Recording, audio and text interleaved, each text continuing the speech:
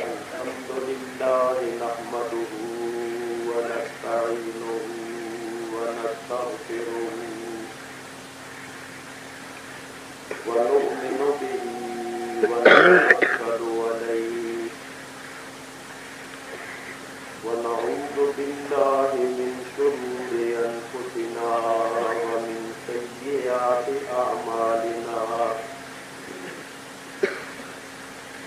من يهده الله فلا مضل له ومن يضلل فلا هادي له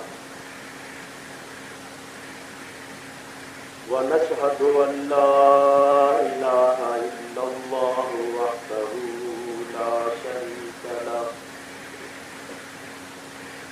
ونشهد أن سيدنا ومولانا وشفيعنا وحبيبنا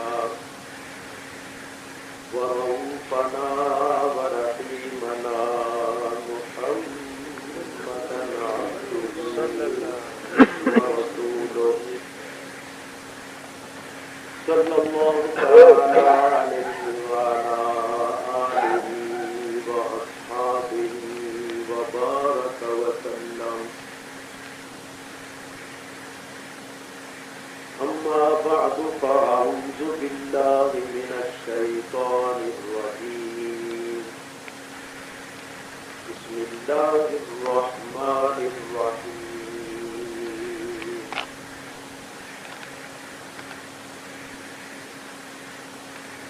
ألف لام ميم ذلك الكتاب لا ريب فيه هدى للمتقين الذين يؤمنون بالغيب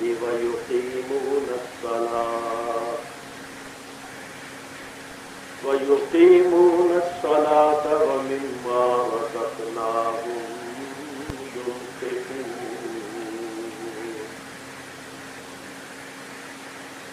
والذين يؤمنون بما أنزل إليك وما أنزل من قبلك وبالآخرة هم يوقنون أولئك على هدى من ربهم وأولئك هم المفلحون. صدق الله العلي العظيم. دوسری تشریح اللهم صل على سيدنا وعلى آل سيدنا وأصحاب سيدنا ومولانا محمد وبارك وسلم. الصلاة والسلام عليك يا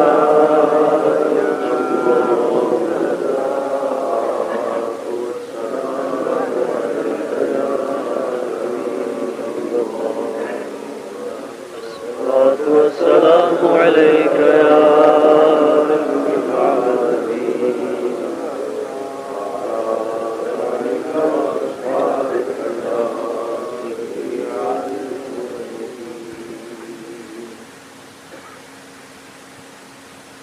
حمد و ثنا کے بعد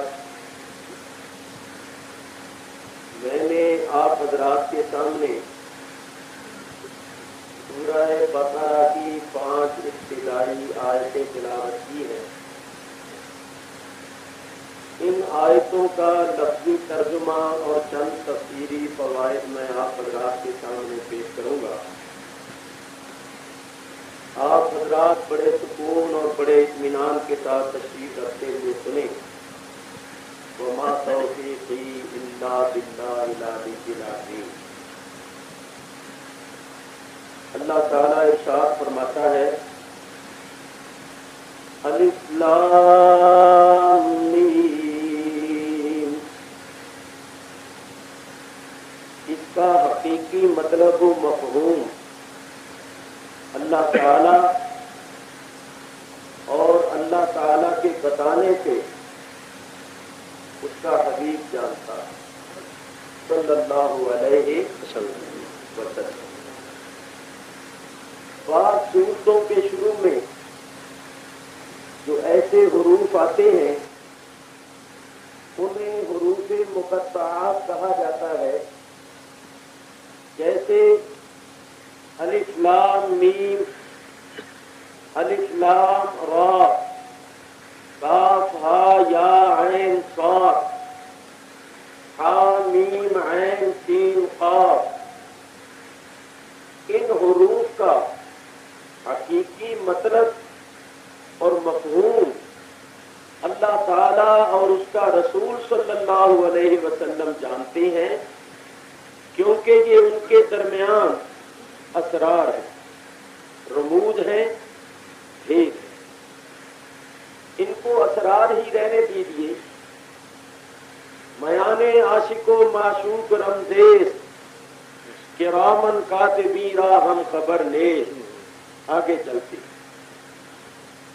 اللہ تعالیٰ ارشاد فرماتا ہے ذالک الکتاب لا ریب فیہ، یہ وہ کتاب ہے جس میں کسی قسم کا شک و شبہ نہیں۔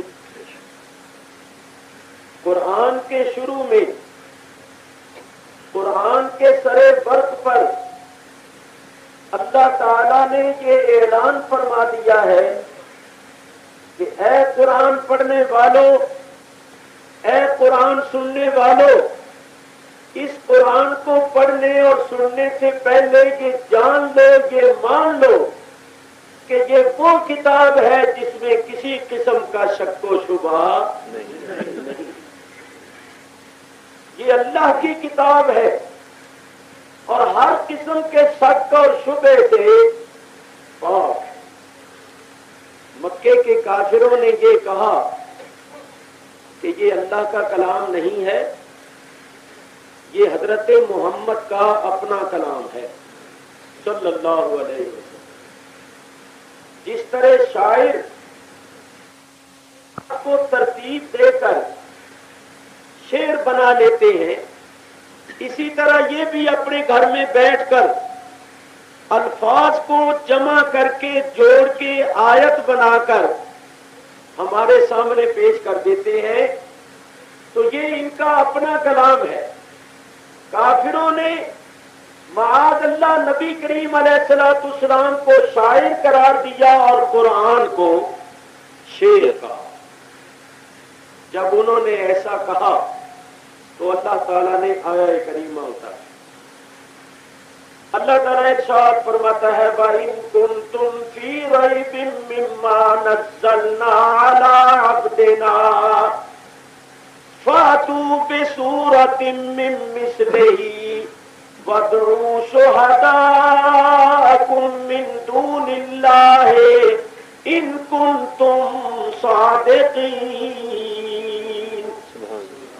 وَإِن كُنتُمْ فِي رَيْبٍ۔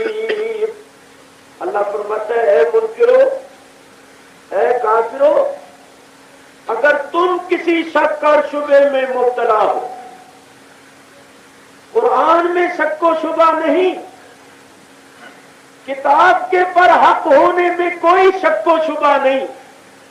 وَإِن كُنتُمْ فِي رَيْبٍ، اگر تم کسی شک اور شبہ میں مبتلا ہو، تمہارے دلوں میں یہ شک ہے کہ یہ کلام اللہ کا کلام نہیں، اگر تم کسی شک اور شبہ میں مبتلا ہو اس کلام کے بارے میں جو کلام ہم اپنے عبد مقدس، اپنے نبی، اپنے حبیب حضرت محمد مصطفیٰ صلی اللہ تعالی علیہ وسلم پر نازل کرتے ہیں، جو کلام ہم نے ان پر نازل کیا ہے، اگر اس کلام کے کلام الہی ہونے میں تمہیں کوئی شک شبہ ہے تو پھر ایسا کرو، تم سب کے سب مل جاؤ اور جس کو چاہو اپنی مدد کے لیے بلا لو، اور سب کے سب جمع ہو کر اس قرآن کی مثل ایک صورت ہی بنا کر لے۔ دنیا بھر کے شعراء، فصحاء، علماء جمع ہو جاؤ اور سب کے سب مل کر اس قرآن کی مثل ایک صورت ہی بنا کر لے آؤ اگر تم اپنے دعوے میں سچے ہو۔ اگر یہ گھر بیٹھ کر الفاظ کو جمع کر کے آیت بنا سکتے ہیں تو پھر تم بھی بنا سکتے ہو۔ تمہاری مادری زبان بھی عربی ہے، تمہیں بھی اپنی فصاحت اور بلاغت پر بڑا ناز ہے، تو ہم تمہیں یہ مہلت دیتے ہیں، اجازت دیتے ہیں کہ جس کو چاہو اپنی مدد کے واسطے بلا لو اللہ کے سوا، اور سب کے سب جمع ہو کر اس قرآن کی مثل ایک صورت لے آؤ۔ آگے اللہ تبارک و تعالیٰ نے پیشین گوئی فرمائی، پہلے چیلنج دیا پھر پیشین گوئی فرمائی۔ فَإِن لَّمْ تَفْعَلُوا وَلَن تَفْعَلُوا، پھر اگر تم ایسا نہ کر سکو، اور ہم پہلے سے کہہ دیتے ہیں کہ تم ہرگز ایسا نہیں کر سکو گے، تو فَاتَّقُوا النَّارَ الَّتِي وَقُودُهَا النَّاسُ وَالْحِجَارَةُ اعدت للکافرین۔ سبحان اللہ۔ تو پھر ڈر جاؤ اس آگ سے جس کا ایندھن انسان اور پتھر ہوں گے، جو منکروں اور کافروں کے واسطے تیار کی گئی۔ اللہ تعالیٰ کا یہ چیلنج اور اللہ تعالیٰ کی یہ پیشین گوئی جب سے قرآن نازل ہوا ہے اس وقت سے قرآن میں موجود ہے، اور قرآن کا ترجمہ تقریباً دنیا کی ہر زبان میں ہو چکا ہے، لیکن آج تک کسی کو یہ ہمت اور جرأت نہیں ہوئی کہ اس قرآن کی مثل کوئی صورت بنا کر پیش کر سکے۔ معلوم ہوا کہ قرآن خود اس بات کی دلیل ہے کہ یہ اللہ کا کلام ہے، اور بے مثل کا کلام بھی بے مثل۔ میرے بزرگوں اور دوستوں، میں عرض یہ کر رہا تھا کہ یہ اللہ کا کلام ہے، اس میں کسی قسم کا شک و شبہ نہیں۔ یہ بھی یاد رکھنا، اس قرآن کو اللہ نے نازل کیا ہے اور اللہ نے ہی اس کی حفاظت کا ذمہ لیا۔ اللہ تعالیٰ ارشاد فرماتا ہے اِنَّا نَحْنُ نَزَّلْنَا الذِّكْرَ وَإِنَّا لَهُ لَحَافِظُونَ، ہم نے اس ذکر مبارک کو نازل کیا ہے اور ہم ہی اس کی حفاظت کرنے والے ہیں۔ تو بتائیے، جس کی حفاظت کا ذمہ اللہ لے لے اس میں کوئی کمی بیشی، کوئی گڑبڑ شڑبڑ کر سکتا ہے؟ ہرگز نہیں کر سکتا۔ کیوں؟ اس لیے کہ گڑبڑ شڑبڑ، کمی بیشی، تغیر و تبدل اس وقت ممکن ہے جبکہ محافظ میں چند باتیں پائی جائیں۔ ایک تو یہ کہ محافظ حفاظت کرنے والا سو جائے، غافل ہو جائے، تو گڑبڑ کرنے والا، چوری کرنے والا اس کی نیند اور غفلت سے فائدہ اٹھا کر اپنے مقصد میں کامیابی حاصل کرے۔ دوسری صورت یہ ہو سکتی ہے کہ حفاظت کرنے والا محافظ کہیں چلا جائے، غیر حاضر ہو جائے، تو چور گڑبڑ کرنے والا اس کی غیر حاضری سے فائدہ اٹھا کر چوری کرنے میں یا گڑبڑ کرنے میں کامیاب ہو۔ تیسری صورت یہ ہو سکتی ہے کہ حفاظت کرنے والا محافظ کمزور ہو اور گڑبڑ کرنے والا طاقتور ہو، اور وہ اس کے سینے پر چڑھ جائے اور اس کے گلے کو دبا کے کہے خبردار اگر تو بولا تو مار دوں گا جان سے، تو وہ کمزور دب جائے اور طاقت والا اس کی کمزوری سے فائدہ اٹھا کر اپنے مقصد میں کامیابی حاصل کر لے۔ بولو، اگر یہ تینوں صورتیں نہ ہوں تو چوری کرنے والا یا گڑبڑ کرنے والا اپنے مقصد میں کامیاب ہو سکتا ہے؟ ہرگز۔ تو بتاؤ، اللہ تبارک و تعالیٰ کو نیند آتی ہے؟ اونگ آتی ہے؟ وہ کبھی غافل ہوتا ہے؟ ہرگز نہیں، اس کی ذات بہت بلند اور بالا۔ وہ کبھی غیر حاضر ہوتا ہے؟ نہیں، وہ اپنے علم اور اپنی قدرت کے ساتھ ہر جگہ ہر وقت موجود ہے، اور کوئی اس سے بڑھ کر طاقتور ہے؟ بڑھ کر تو کیا اس کے مقابلے میں کوئی طاقتور نہیں ہے۔ تو پھر بتاؤ کہ جب ایسے محافظ نے حفاظت کا ذمہ لیا تو کوئی گڑبڑ ہو سکتی ہے؟ ہرگز۔ ہمارا اہل سنت و جماعت کا یہ عقیدہ اور ایمان ہے کہ قرآن جیسے نازل ہوا تھا ویسے ہی موجود ہے، اس میں کوئی کمی بیشی نہیں ہوئی، اور اسی طرح یہ موجود رہے گا، کیونکہ اللہ تبارک و تعالی نے اس کی حفاظت کا ذمہ لیا۔ یہاں ایک اشکال پیدا ہوتا ہے، تو میں اس کا ازالہ کروں اور پھر آگے چلوں، ایسا نہ ہو کہ کوئی پچھو بولے بقول ہمارے حفیظ صاحب کے۔ وہ یہ کہ ہو سکتا ہے کہ کسی کے ذہن میں یہ شبہ پیدا ہو جائے یا پیدا کر دیا جائے کہ تورات، انجیل، زبور یہ کتابیں بھی تو آسمانی تھی، یہ بھی تو اللہ کی کتابیں تھیں، تو دشمنوں نے ان کے اندر گڑبڑ کی یا نہیں کی؟ ان کے اندر کمی بیشی کی یا نہیں کی؟ ان کے اندر تغیر و تبدل کیا یا نہیں کیا؟ تو جب تورات، انجیل، زبور میں گڑبڑ ہوئی، تغیر و تبدل ہوا، تو پھر قرآن میں کیوں نہیں ہو سکتا؟ جس طرح قرآن اللہ کی کتاب ہے وہ بھی اللہ کی کتابیں تھیں، جس طرح یہ آسمانی کتاب ہے وہ بھی آسمانی کتابیں تھیں، اگر ان میں گڑبڑ ہو سکتی ہے تو پھر اس میں کس طرح نہیں ہو سکتی؟ تو یہ جو اشکال ہے اس کا میں اضافہ کر کے معاذ اللہ اس کا ازالہ کر کے پھر آگے بڑھتا ہوں۔ میرے بزرگوں اور دوستوں، پہلی کتابیں جو تھی تورات، انجیل، زبور، ان کی حفاظت اللہ تعالی نے ان قوموں کے علماء کو سونپی تھی جن قوموں کی طرف وہ کتابیں نازل ہوئی۔ اللہ تعالیٰ قرآن پاک میں ارشاد فرماتا ہے بِمَسْتُحْفِظُوا مِنْ کِتَابِ اللَّهِ۔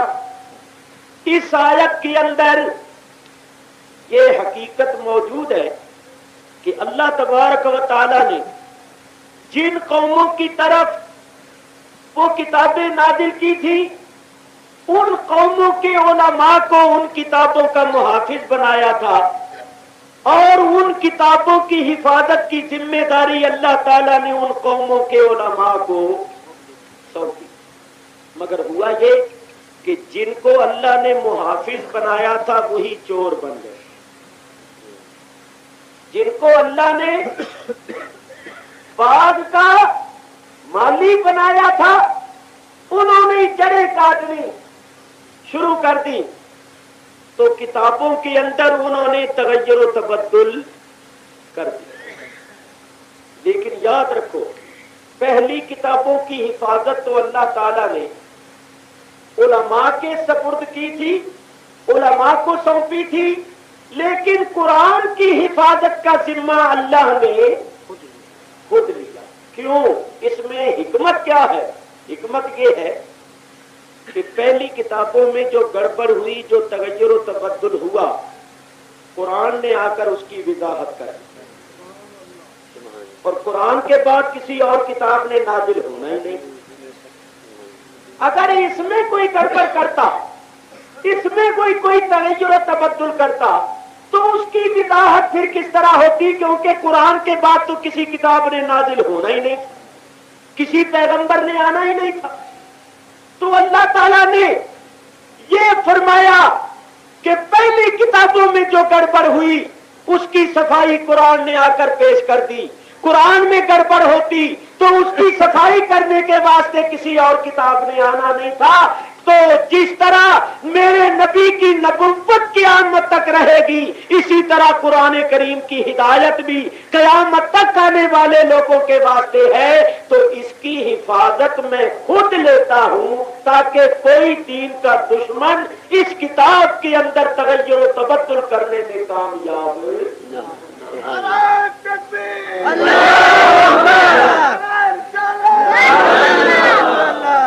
پہلی کتابوں میں جو گڑبڑ ہوئی قرآن نے آ کر اس کی وضاحت کر دی. قرآن میں گڑبڑ ہوتی تو اس کی وضاحت کس طرح ہوتی؟ قرآن کے بعد تو کسی کتاب نے آنا ہی نہیں تھا. اس لیے قرآن کریم کی حفاظت کا ذمہ اللہ نے خود لے لیا. محبوب قرآن کی حفاظت کا ذمہ میں خود لیتا. تو اللہ تعالیٰ نے حفاظت کا ذمہ لے لیا. چنانچہ اللہ تعالیٰ کی حفاظت کا کرشمہ دیکھیے. دنیا بھر کے چھپے ہوئے نسخے جمع کر لو اور سب کو دیکھو. الحمد سے لے کر والناس تک کسی نسخے میں کمی بیشی نہیں پاؤ گے. یہ اللہ تعالیٰ کی حفاظت کا کرشمہ. اور دیکھیے اللہ تعالیٰ کی حفاظت کا جلوہ دیکھیے. 10-10 12-12 سال کے بچے قرآن کے حافظ ہیں اور ہر سال رمضان المبارک میں ہزاروں نہیں لاکھوں کی تعداد میں حفاظ نماز تراویح میں قرآن شریف سناتے اور سنتے. دنیا کی کوئی کتاب نہ اس طرح یاد ہو سکتی ہے اور نہ اس طرح سنائی جا سکتی. یہ دنیا میں قرآن کے حافظوں کا موجود ہونا اور حافظوں کا ہر سال رمضان المبارک میں قرآن شریف سنانا یہ اللہ تعالیٰ کی حفاظت کا کرشمہ ہے. چنانچہ دیکھو عیسائی یہ کہتے ہیں کہ ہم اہل کتاب ہیں, ہمارے پاس انجیل ہے, مگر پوری دنیا میں انجیل کا ایک حافظ بھی موجود ہے. یہودی یہ کہتے ہیں ہم اہل کتاب ہیں, ہمارے پاس تورات ہے, مگر دنیا میں کوئی تورات کا حافظ موجود نہیں ہے. الحمدللہ قرآن کے حافظ لاکھوں کی تعداد میں موجود ہیں, اس لیے کہ اللہ نے اس کی حفاظت کا ذمہ خود لیا.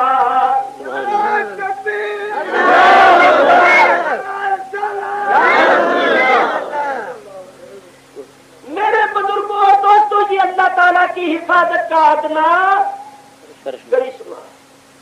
اللہ تعالیٰ ارشاد فرماتا ہے ذالک الکتاب لا ریب فیہ, یہ وہ کتاب ہے جس میں کسی قسم کا شک و شبہ نہیں.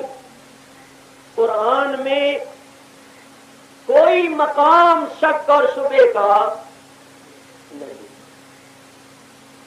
لیکن یہ قرآن کن لوگوں کے واسطے ہدایت, یہ ہے آج کی میری تقریر کا عنوان. یہ میری تقریر کا موضوع ہے کہ قرآن کن لوگوں کے واسطے ہدایت. پڑھتے تو سبھی, جتنے بھی فرقے ہیں مسلمانوں کے اندر ہر فرقے کے لوگ قرآن پڑھتے, اور سیدھے سادھے بھولے بھالے مسلمان پریشان ہیں, حیران ہیں کہ کیا کریں. ادھر جاتے ہیں تو وہ بھی قرآن پڑھتے ہیں, ادھر آتے ہیں یہ بھی قرآن پڑھتے ہیں. وہ قرآن پڑھ کے کہتے ہیں علم غیب نہیں تھا, یہ قرآن پڑھ کے کہتے ہیں علم غیب تھا. وہ قرآن پڑھ کے کہتے ہیں حاضر ناظر نہیں, یہ قرآن پڑھ کے کہتے ہیں حاضر ناظر ہے. ہم جائیں تو کدھر جائیں, کس کو سچا کہیں کس کو جھوٹا کہیں, پڑھتے دونوں ہی قرآن. تو میں آج کی تقریر میں آپ کو یہ بتانا چاہتا ہوں کہ قرآن پڑھتے تو سبھی ہیں, مگر یہ قرآن ہدایت کن لوگوں کے واسطے ہے اور اس کی ہدایت سے مالا مال کون ہوتے. تو یاد رکھو سارے قرآن پڑھنے والے ہدایت دنیا میں پھر کوئی مومن ہی نہیں. ارے مومن کی اور متقی کی تو پہلی نشانی ہے کہ وہ غیب کی تصدیق کرتے ہیں, اور تصدیق کے لیے علم کا ہونا ضروری ہے. تو ماننا پڑے گا کہ ہر مومن اور ہر متقی کو غیب کا علم ہے. اگر یہ نہ مانا جائے تو مومن کا مومن اور متقی کا متقی ہونا ثابت نہیں. یہ لوگ تو رسول اللہ کے علم غیب کا انکار کرتے ہیں, قرآن تو کہتا ہے ہر مومن کو علم ہے, ورنہ وہ مومن ہی نہیں پڑھتا. اب میں عرض کرتا ہوں, بات ابھی پوری نہیں ہوئی, ذرا غور سے. ہم اللہ پر ایمان رکھتے ہیں یعنی اللہ کی تصدیق کرتی ہے, تو ہمیں اللہ کا علم کیسے, ہم نے اللہ کو جانا کیسے؟ ہم پہلے انبیاء کی تصدیق کرتے ہیں، ہم نے پہلے انبیاء کو جانا کیسے؟ ہم فرشتوں کی تصدیق کرتے ہیں، ہم نے فرشتوں کو جانا کیسے؟ ہم پہلی کتابوں کی تصدیق کرتے ہیں، ہم نے پہلی کتابوں کو جانا کیسے؟ ہم جنت و دوزخ اور قیامت کی تصدیق کرتے ہیں، ہم نے جنت و دوزخ اور قیامت کو کیسے جانا؟ اگر آپ کہیں قرآن سے، تو میں پوچھوں گا کہ قرآن کو آپ نے کیسے جانا کہ یہ اللہ کا کلام ہے؟ قرآن کے قرآن ہونے کا آپ کو علم کیسے؟ قرآن کو قرآن آپ نے کیسے جانا؟ تو یاد رکھو، قسم خدا کی، ان سارے غیبوں کی خبر دینے والے ہمیں حضرت محمد رسول اللہ صلی اللہ تعالی علیہ وسلم، سبحان اللہ، ہمیں اللہ کا پتہ بتایا تو رسول اللہ نے، پہلے نبیوں کا پتہ بتایا تو رسول اللہ نے، کتابوں کا، فرشتوں کا، جنت و دوزخ کا، قیامت کا، قرآن کا کہ یہ اللہ کا کلام ہے، ان سارے غیبوں کی خبر دینے والے حضرت محمد مصطفیٰ صلی اللہ تعالی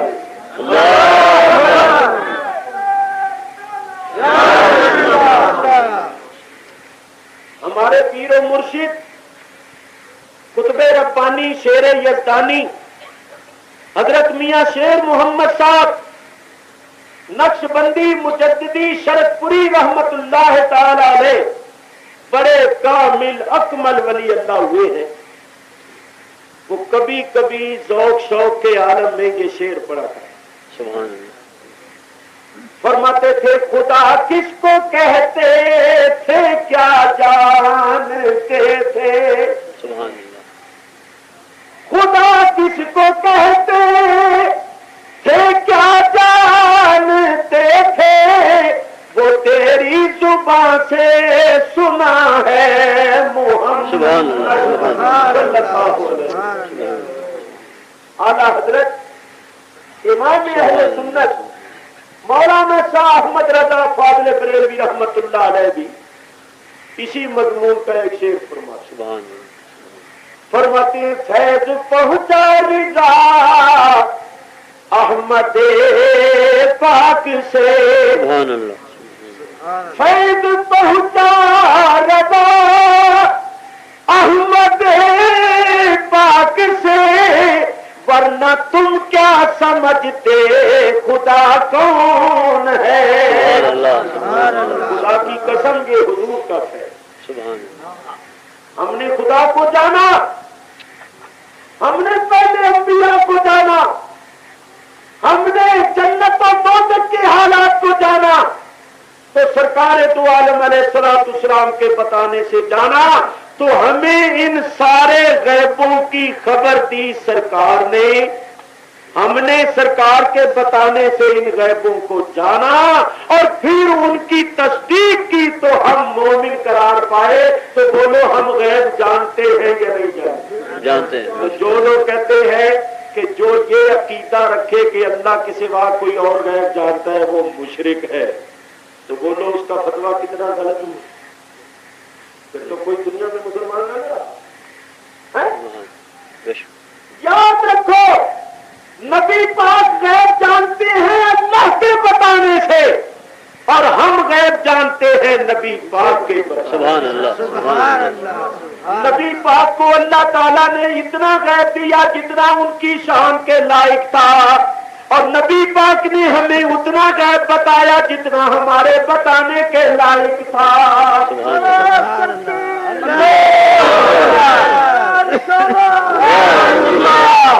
جو باتیں ہمارے بتانے کے لائق ہیں، ضروری ہیں، ان کے بتانے میں سرکار دو عالم بخل نہیں کرنا۔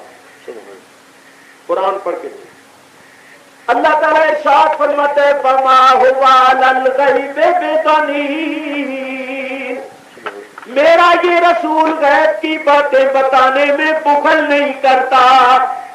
فما ہوا للغیب، نہیں ہے وہ رسول اوپر غیب کے، بضنین بخیل۔ اللہ فرماتا ہے میرا محبوب غیب کی بات بتانے میں بخیل نہیں، بخیل نہیں، کفر نہیں کرتا۔ یہاں ایک بات ہے سنو، بخیل کس کو کہتے ہیں؟ بخیل اس کو کہتے ہیں جس کے پاس مال ہو اور وہ خرچ نہ کر، بولو، جس کے پاس کچھ ہو ہی نہ اس کو بخیل کہتے ہیں؟ نہیں، جس کے پاس کچھ بھی نہ ہو اس کو بخیل نہیں کہتے، اس کو فقیر کہتے ہیں، اس کو محتاج کہتے ہیں، اس کو قلاش کہتے ہیں، اس کو مفلس کہتے ہیں۔ فقیر وہ ہوتا ہے جس کے پاس مال ہو اور وہ خرچ نہ کرے۔ تو اللہ فرماتا ہے میرا محبوب غیب پر بخیل، بخیل نہیں۔ تو اگر ان کے پاس غیب ہے ہی نہیں تو پھر بخل کیسا؟ سبحان ماننا پڑے گا کہ اللہ کے فرمان کا یہی مطلب ہے کہ میرے محبوب کے پاس جو غیب کے خزانے ہیں، میرے محبوب کے پاس جو غیب کا علم ہے، اس غیب کے علم کو آگے بتانے میں کوئی بخل نہیں کرتا۔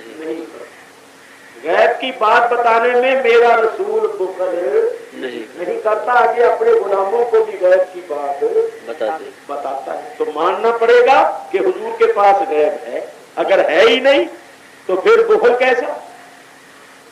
چنانچہ مفسرین کرام تو سب کے ساتھ اس آیت کے تحت لکھتے ہیں کہ اس آیت کا مطلب یہ ہے کہ نبی پاک کے پاس اللہ تعالیٰ کی طرف سے علم غیب آتا ہے اور نبی پاک آگے اپنی امت کو غیب کی باتیں بتاتے ہیں۔ مفسرین تو سب لکھتے ہیں، لیکن میں خود مخالفین کے جلیل القدر عالم کا حوالہ پیش کروں تاکہ کوئی انکار نہ کرے اور سب کے سب مان، کیونکہ مطلب ہے منانا کہ بھئی مان لو، اگر ہماری بات نہیں مانتے تو اپنی بڑوں کی مان لو، لیکن سچی بات کو تسلیم کر۔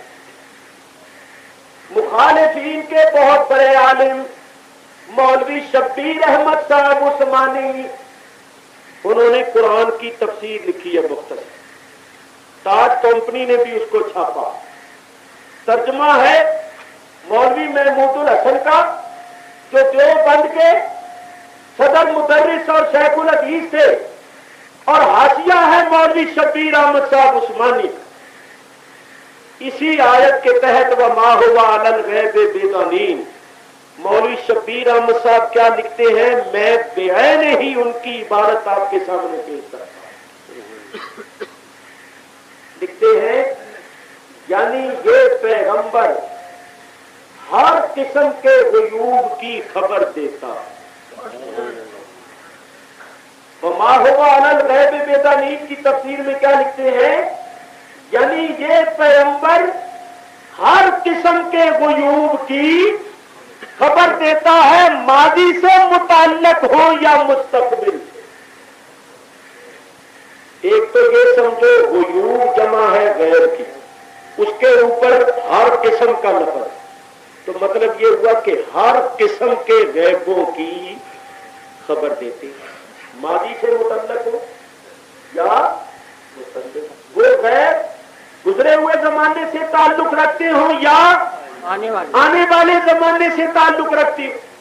تو میرے دوستوں، نبی کریم جب ہر قسم کے غیبوں کی خبر دیتے ہیں تو اگر ان کے پاس غیب ہے ہی نہیں تو وہ خبر کیسے دیتے؟ اگر وہ جانتے ہی نہیں تو دوسروں کو خبر کیسے دے سکتے ہیں؟ تو ماننا پڑے گا کہ نبی پاک جانتے ہیں اللہ کے بتانے سے، اور ہم جانتے ہیں نبی پاک کے بتانے سے۔ نبی پاک نے ہمیں بتایا، ان کے بتانے سے ہم نے جانا اور تصدیق کی تو ہم مسلمان قرار پائے۔ یاد رکھو، جب تک یہ عقیدہ نہ رکھا جائے کوئی مومن بن سکتا نہیں۔ سبحان اللہ، سبحان اللہ۔ بڑی صاف اور واضح بات۔ اچھا، میں ایک بات عرض کرتا ہوں، یہ لوگ آتے ہیں اور قرآن پڑھتے ہیں، سننے والا کہتا ہے بھئی قرآن پڑھتے ہیں، ہمارا قرآن پر ایمان ہے، نہ مانا تو ہم کافر ہو جائیں۔ مگر آپ کو یہ نہیں پتا کہ وہ پڑھتے تو قرآن ہے، مگر جو اس کا مطلب و مفہوم بیان کرتے ہیں وہ درست نہیں ہے۔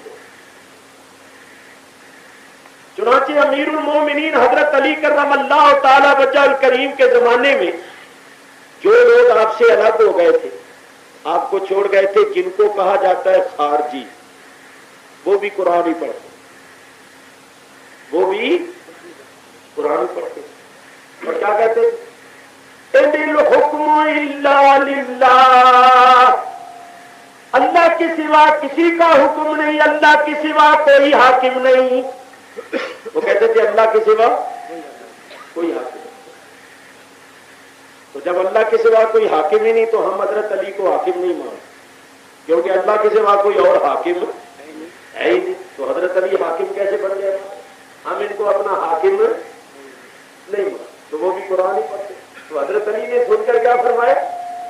حضرت علی نے ارشاد فرمایا کلمۃ حق ارید بہا باطل، جو کلمہ کہتی ہیں، جو آیت پڑھتی ہیں، وہ تو حق ہے، قرآن کی آیت ہے، لیکن جو اس کا مطلب لیتی ہیں، جو اس کی مراد بیان کرتی ہے، وہ باطل ہے۔ سبحان اللہ۔ تو یہی بات ہم کہتے ہیں کہ یہ لوگ پڑھتے تو ہے قرآن، لیکن جو اس کا مطلب بیان کرتے ہیں وہ غلط ہو۔ مثلا اب سنیے، یہ آتے ہیں اور عوام کے سامنے قرآن کی آیت پڑھتے، کتابوں میں بھی انہوں نے جگہ جگہ یہی آیت لکھی، لا یعلم من فی السماوات والارض الغیب الا اللہ، بار بار یہ آیت پڑھیں گے کہ زمین و آسمان میں کوئی غیب نہیں جانتا سوائے اللہ کے، اللہ کے سوا کوئی غیب نہیں، لا یعلم، لا یعلم بار بار کہیں گے۔ اللہ تو کہتا ہے لا یعلم، اور بریلوی کہتی ہیں یعلم، اللہ کہتا ہے لا یعلم من فی السماوات والارض، جتنے بھی آسمانوں میں ہیں اور زمین میں ہیں، الغیب کوئی نہیں جانتا، لا یعلم غیب کو کوئی نہیں جانتا، الا اللہ سوائے اللہ کے۔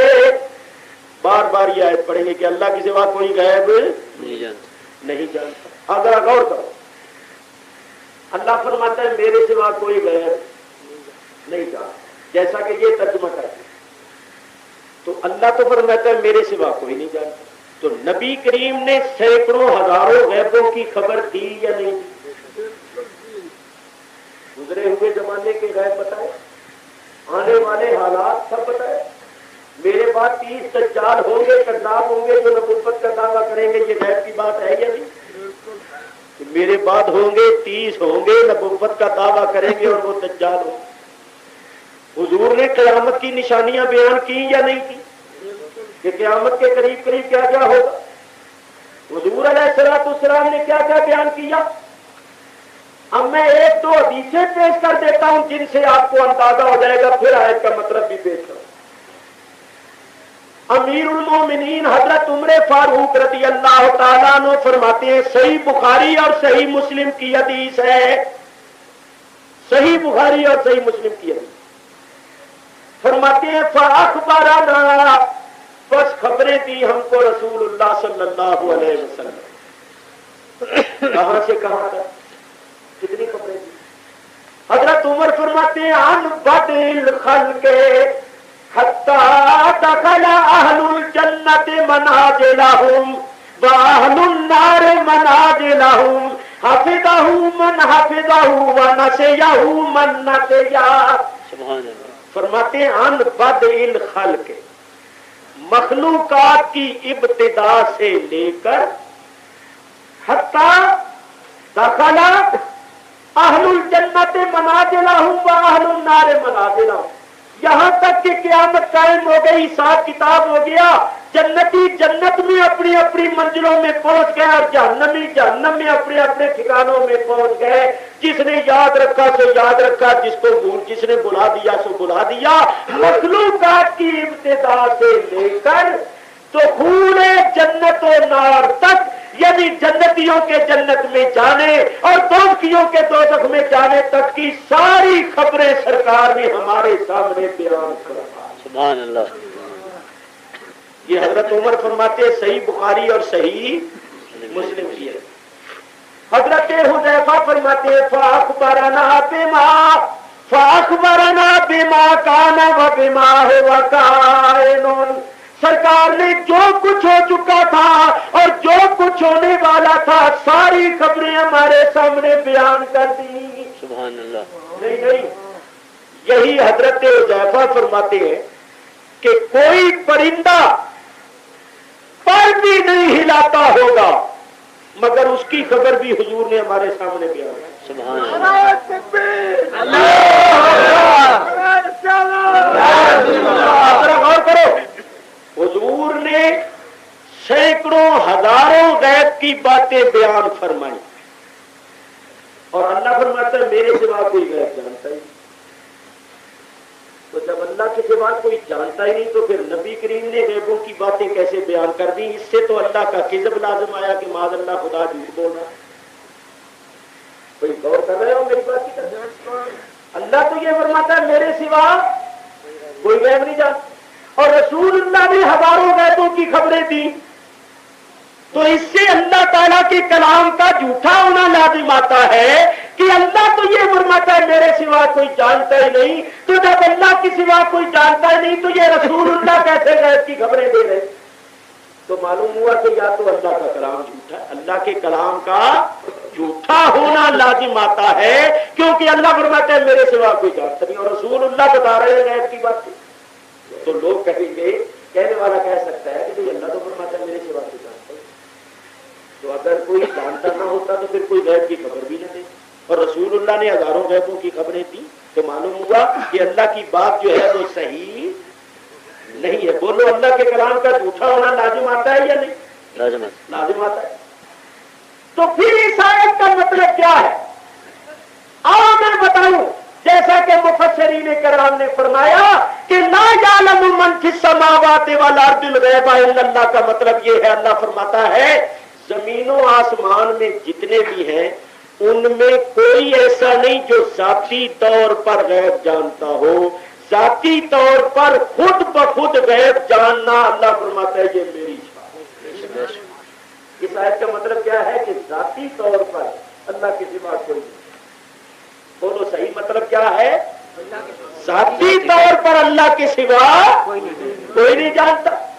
اور اللہ تعالیٰ کی تعلیم سے اللہ کے بتانے سے اس کے رسول جانتے ہیں. تو اس آیت میں جو نفی ہے وہ نفی ہے علم ذاتی. علم ذاتی اللہ فرماتا ہے جتنے زمین و آسمان میں ہے کوئی ذاتی طور پر خود بخود غیب نہیں جانتا. ذاتی طور پر خود بخود بغیر کسی کے بتانے کے جاننا یہ اللہ کی شان. ہم اس بات کو مانتے. اب ذرا دوسری آیتیں پڑھی کہ اللہ تعالیٰ عطا بھی فرماتا ہے یا نہیں اپنے رسولوں. تو اللہ تعالیٰ ارشاد فرماتا ہے عالم الغیب فلا یظہر علی غیبہ احدا الا من ارتضی من رسول. عالم الغیب وہ جاننے والا ہے غیب کا. فلا یظہر علی غیبہ بس کسی کو مسلط نہیں کرتا اپنے غیب خاص پر الا من ارتضی من رسول مگر رسولوں میں سے جس کو چن لیتا جس کو پسند کر لیتا ہے اس کو اپنے غیب پر مسلط کرتا. ایک آیت اللہ فرماتا ہے ما کان اللہ لیطلعکم علی الغیب ولکن اللہ یجتبی من رسلہ من یشاء. اللہ کی یہ شان نہیں کہ اے عام لوگوں تمہیں غیب پر مطلع کر دے تمہیں غیب کا علم دے دے. ولکن اللہ یجتبی من رسلہ من یشاء. ہاں وہ غیب کا علم دینے کے واسطے غیب پر مطلع کرنے کے واسطے اپنے رسولوں میں سے جن کو چاہتا ہے چن لیتا ہے. سبحان اللہ.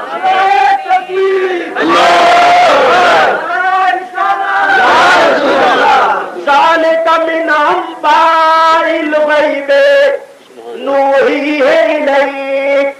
اللہ فرماتا ہے یہ سب غیب کی خبریں ہیں جو ہے حبیب وحی کے ذریعے ہم تمہیں بتا رہے ہیں. سبحان اللہ. تو اگر دونوں کو ملاؤ تو نتیجہ کیا نکلے؟ یہی کہ وہ جو آئے تھا کہ اللہ کے سوا کوئی نہیں جانتا اس کا مطلب یہی ہے کہ ذاتی طور پر اللہ کے سوا کوئی نہیں جانتا. اللہ کے بتانے سے اللہ قریب سے اس کے نبی جانتے. یہی ہمارا عقیدہ ہے. تو معلوم ہوا کہ جو لوگ کہتے ہیں نبی ولی علم غیب نہیں جانتے وہ پڑھتے تو قرآن ہی ہے مگر ترجمہ کرتے وقت عدل و انصاف سے کام نہیں لیتے. لہذا ان کے واسطے قرآن رحمت اور شفا نہیں، ہدایت نہیں. ہدایت ان کے واسطے ہے جو عدل و انصاف سے کام لیتے ہیں اور جن کے اندر تقوی اور پرہیزگاری ہے، جو ترجمہ صحیح کرتے ہیں ان کے واسطے قرآن ہدایت ہے. بے شک سبحان جو غیب پر آئیے اب میں بتاؤں غیب پر ایمان رکھنے والوں کی کیا شان ہے. سبحان ایک دو باتیں سنو آپ کو بتا. حضور علیہ الصلوۃ والسلام کے بیٹے حضرت ابراہیم جن کی عمر تھی تقریباً 16 مہینے کے قریب، ان کا انتقال ہو گیا. ان کی والدہ ماجدہ حضرت ماریہ قبطیہ رضی اللہ تعالی عنہا اپنے بیٹے کی جدائی اور فراق میں پریشان اور غمگین رہتی. ماں کو اپنے بیٹے سے جو محبت ہوتی ہے محتاج بیان نہیں. 1.25 سال کا بچہ، پھول جیسا بچہ جدا ہو گیا. ماں بیٹے کی جدائی اور فراق میں پریشان اور غمگین رہتی. حضور نے دیکھا تو فرمایا ماریا تم پریشان کیوں رہتی ہو؟ تمہارا بیٹا جنت میں ہے سبحان اور جس قدر تمہاری گود میں خوش تھا اس سے زیادہ وہاں خوش تھا. سبحان اللہ. اور اللہ تعالیٰ نے حضرت ابراہیم کو اس کی کفالت سپرد کی ہے. وہ اس کو پالتے ہیں، دودھ پلاتے ہیں، اس کے کفیل ہیں. تو تمہارا بیٹا جنت میں ہے اور بڑا خوش ہے. پریشان تو اس صورت میں رہنا چاہیے کہ یا تو بچہ کسی تکلیف اور مصیبت میں مبتلا ہو تو اس کی تکلیف کی وجہ سے پریشانی ہو، یا پتہ نہ ہو کہ کس حال میں، پتہ نہیں دکھ میں ہے یا راحت میں ہے، تکلیف میں ہے یا آرام میں. تو جب پتا ہے کہ وہ جنت میں ہے اور بہت خوش ہے تو پھر پریشان کیوں رہنا چاہیے؟ پریشان پھر کیوں ہونا چاہیے؟ تو تم پریشان نہ رہا کرو، تمہارا بیٹا جنت میں ہے اور بہت خوش ہے. حضور نے یہ خبر دے کر آگے جو بات فرمائی اس کو سن. حضور نے فرمایا ماریا اگر تم چاہو تو میں تمہیں دکھا دوں سبحان اللہ سبحان اللہ کہ تم یہاں بیٹھی بیٹھی اپنے بیٹے کو جنت میں ہنستے کھیلتے خوشیاں کرتے ہوئے دیکھ لو. سبحان اللہ. اگر تم چاہو تو میں تمہیں دکھا دوں تاکہ تمہارا غم دور ہو جائے اور تمہیں اطمینان حاصل ہو جائے. تم یہاں بیٹھی بیٹھی اپنے بیٹے کو دیکھ لو. ایمان ہو تو ایسا. سبحان اللہ. حضرت ماریا نے کہا یا رسول اللہ میں دیکھنا نہیں چاہتی اس لیے کہ میرا نام کہیں بد یقینوں میں نہ لکھا جائے، کہیں کل قیامت کے دن اللہ یہ نہ فرما دے تو نے میرے رسول کے فرمانے پر یقین کیوں نہ کیا، تو نے دیکھنے کا مطالبہ کیا، اس کا مطلب یہ تھا کہ تجھے میرے رسول کے فرمانے پر پورا پورا یقین نہیں تھا. سبحان اللہ. نعرہ تکبیر، نعرہ رسالت. حضور میں دیکھنا نہیں چاہتی، مجھے آپ کے فرمانے پر پورا پورا یقین ہے اور آج کے بعد میں پریشان نہیں رہا کروں گی جبکہ مجھے آپ کے بتانے سے پتا چل گیا کہ میرا بیٹا جنت میں ہے اور بہت خوش ہے. سبحان اللہ. دیکھا رسول اللہ نے خبر دی غیب کی اور کہا دکھا دوں. تو مائی صاحب نے کہا میں دیکھنا نہیں چاہتی کہیں میرا نام دوسروں میں نہ لکھا جائے. اللہ فرماتا ہے ھدی للمتقین الذین یؤمنون بالغیب. یہ قرآن ان لوگوں کے واسطے ہدایت ہے جو بن دیکھے ہی مانتے ہیں. سبحان اللہ.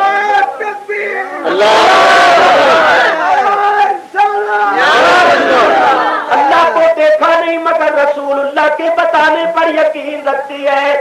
جنت و دوزخ کو دیکھا نہیں بغیر دیکھے رسول اللہ کی خبر دینے اور فرمانے پر یقین اور ایمان رکھتی ہے. اللہ فرماتا ہے ان کے واسطے ہدایت ہے. سبحان اللہ. ہدایت ان کے واسطے جو رسول اللہ کے فرمانے پر مانتے ہیں. یہ تو رسول اللہ کے لیے ہی نہیں مانتے، ان کے واسطے کیسے ہدایت؟ سبحان اللہ. اور سنو، توجہ کے ساتھ سنو.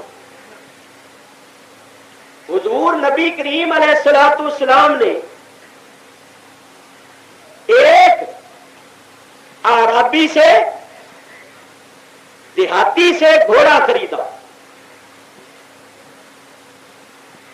जब सौदा हुआ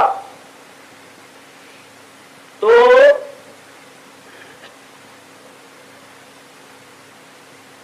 कोई तीसरा आदमी पास नहीं था। हुजूर ने घोड़ा खरीदा एक देहाती से, एक बद्दू से। जिस वक्त सौदा हुआ कोई तीसरा आदमी पास नहीं, वो बेचने वाला आराबी था या खरीदने वाले हुजूर अलैहिस्सलाम। तय ये हुआ कि 2 दिन के बाद कीमत देकर घोड़ा ले ले।